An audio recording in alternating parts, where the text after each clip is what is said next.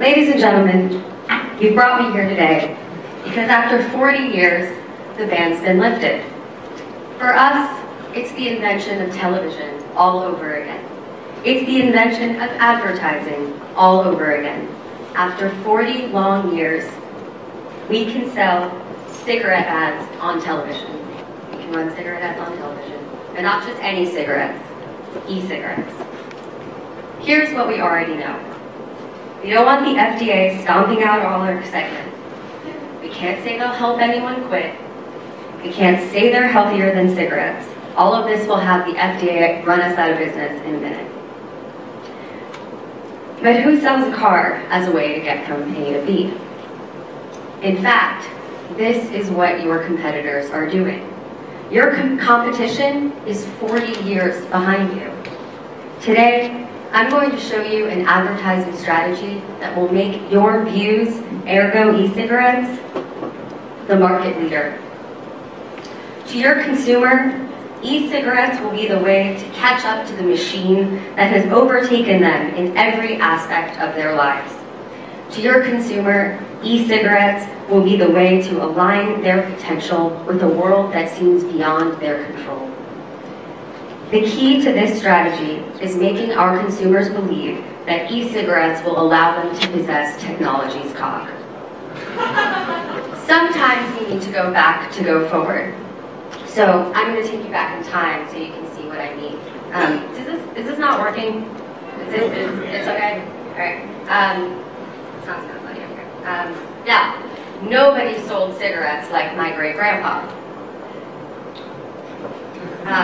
This usually comes up in the Q&A anyway, so I'm just going to start by saying, yes, I am the great-granddaughter of Edward Bernier's, founder of public relations, whose uncle was Sigmund Freud, inventor of psychoanalysis, and from whose theories Eddie got his inspiration.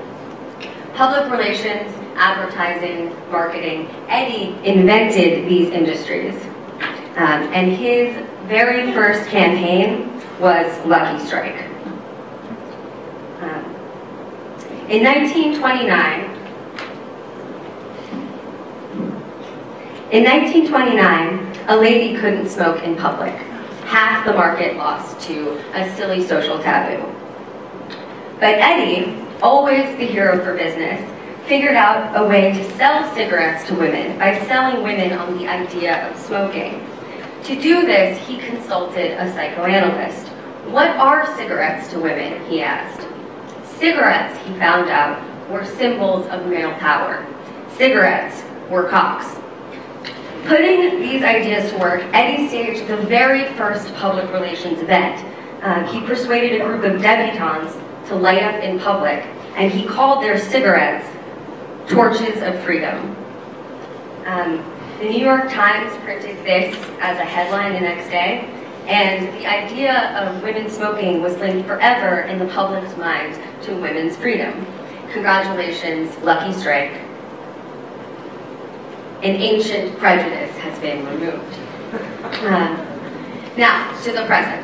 As I see it today, there are 3 ways to advertise an e-cigarette, and the first 2 are utter delusions. Number 1. Continue on advertising as if nothing has changed since the 1920s. I want you to get it out. I want to see it, feel it, hold it, put it in my mouth. I want to see how great it tastes.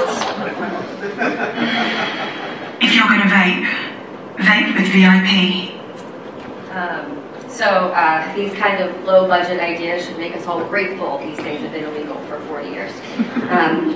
Even the Stephen Dorff specials, as we heard about earlier.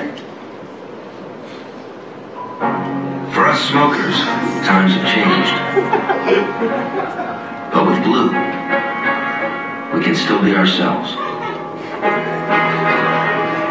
After all, this country was founded on free will. Embrace it. Chase it. Blue E6. Take back your freedom. So even these haven't evolved beyond the insights.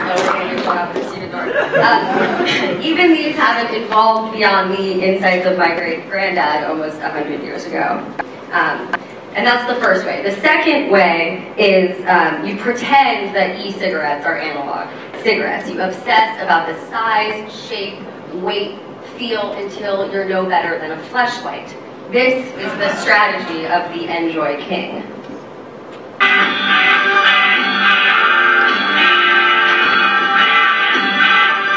You know what the most amazing thing about this cigarette is? Introducing the Enjoy King, the first electronic cigarette with the look, feel, and flavor of the real thing. Finally, smokers have a real alternative. New Enjoy King cigarettes. You've met your match. Traditional cigarette, traditional marketing. Feels like the first time. This is grade school penis envy. And it basically leaves the consumer in the same philosophical position as Magritte. There is an outside of the binary. There is a third way. As I said, sometimes we need to go back to go forward. I give you Leica cigarettes. This Russian company ingeniously capitalized on the success of the Soviet space program, naming their brand Leica after the first dog in space. This technological marvel is our origin point for a departure into uncharted advertising territory. We need to understand the changes in culture and changes in the cock. We've been living in a world where cocks detach and reattach, where men openly discuss erectile dysfunction, where women are leaning in and strapping on, where, as I was preparing this presentation, Facebook added 50 more gender pronouns, proving you don't have to have a stable gender identity to generate advertising revenue. In fact, since 1945, we've all been limp in the face of an inhuman and truly unpossessable cock. My friends, this is technology's cock, and this, as I'm showing you today, is what our consumers must believe e-cigarettes can be. So what happened in 1945? Anyone? Anyone? Anyone? What? The atom bomb. Thank you so much. Absolutely. The detonation of the atom bomb, technology, and America's triumph. Since 1945, the shape of the cock in the minds of the consumer is no longer the long, cylindrical, masculine object, but the chodish mushroom of technology mirrored by the mushroom cloud. Let me say this again. The shape of the cock in the minds of the consumer is no longer the cylindrical masculine object mirrored by the cigarette, but the chodish mushroom of technology mirrored by, yes, you guessed it, your ego. E-cigs. The unmistakable curve of these e-cigarettes is entirely unconcerned with a cylindrical phallus. Rather, their tips, closest to the mouth, are delicate slopes, waiting for a cloudy puff to billow forth. Think of the word we use to describe what they allow us to do. Vaporize. Think of the name of the technology embedded within this little marvel, the one that transforms liquid into vapor. It's called an atomizer. Think of the singular sensation these e-cigarettes simulate.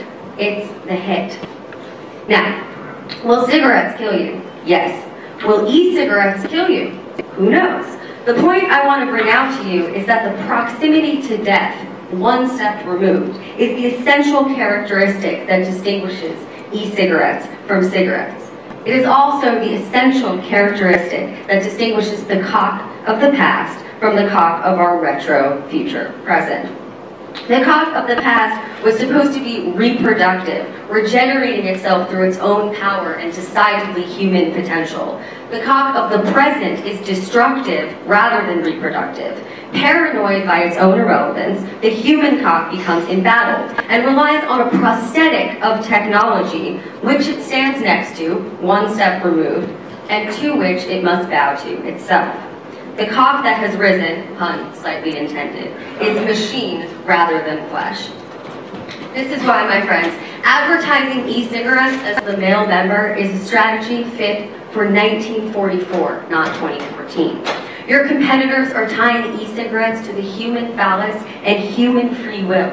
This is a strategy for analog cigarettes, and analog cigarettes only stand in technology's way. Oh, the door, please. The door. You girls simply must remember to keep them closed. Maybe get some more if she gets cold and drowned. Oh, please, Miss Claire, really?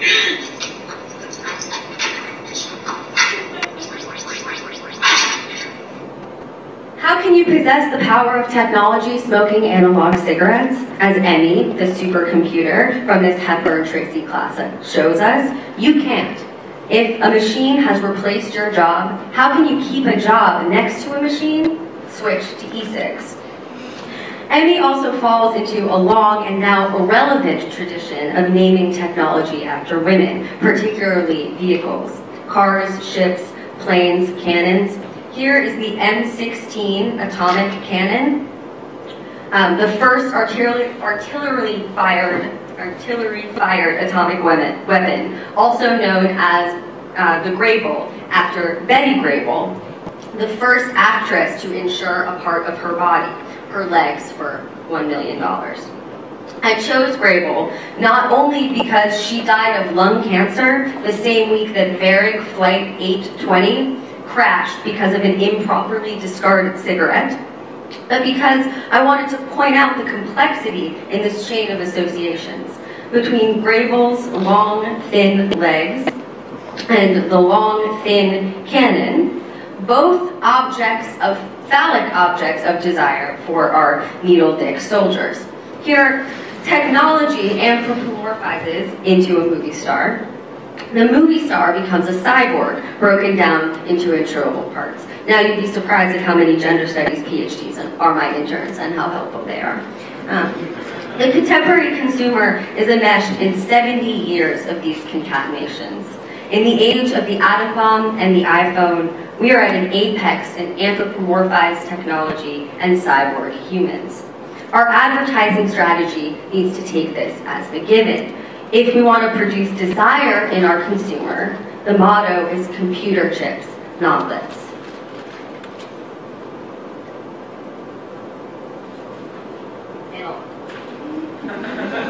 More details from the atomic age will fully illuminate the situation. Before he left on his mission in impeccable Oedipal form, the pilot who dropped the first nuclear weapon on Hiroshima named his plane after his mother, Enola Gay. After the mission returned, the unnamed photography plane that had followed the Enola Gay and documented the atomic bomb became known as the Necessary Evil. Enola Gay makes the atom bomb seem like a human birth, controlled and carried out by human will. Necessary evil makes the bomb beyond a human being's power to change or even comprehend it. How can one man mourn 80,000 deaths or take responsibility for them? After the mushroom cloud, the consumer becomes a witness to a destructive world that operates outside the scope of his control or even his ability to care. Not only has technology replaced humans as the objects of our desire, technology has replaced humans as the agents of history. We may all want to think of ourselves as pilots, but ultimately we are piloting witnessing planes. Technology is the agent of history. We just stand by and watch.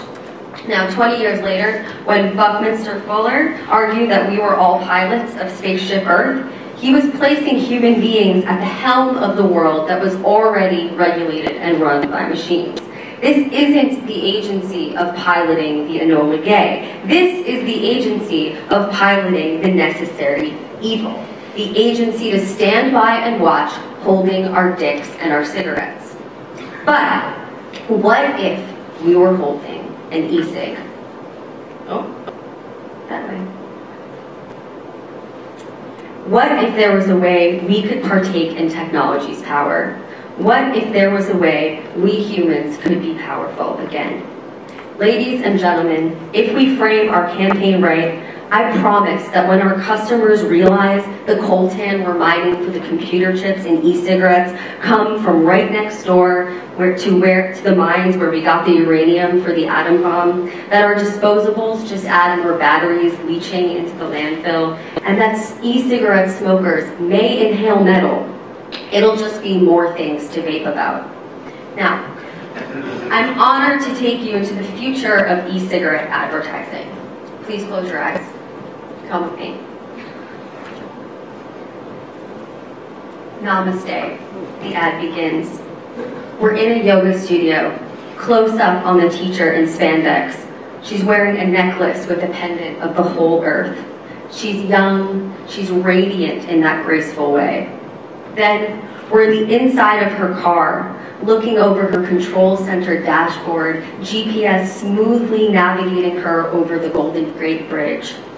Cut to a wide shot of her husband in a glass-enclosed robotics lab. The skinny, genteel type, photo of the whole earth up behind his desk. Cut to the yoga instructor walking through the long, open platform office. Her husband spots her through the glass, beckons her inside. Want to see something, he asks. She nods. He presses a button, which initiates a countdown. 10, 9, 8, 7. He reaches into his pocket, she into her purse. They each puff on an e-cig. 4, 3, 2, 1. Black screen. And then, views. E-cigarettes and e-cig organic rise from the ashes. Thank you.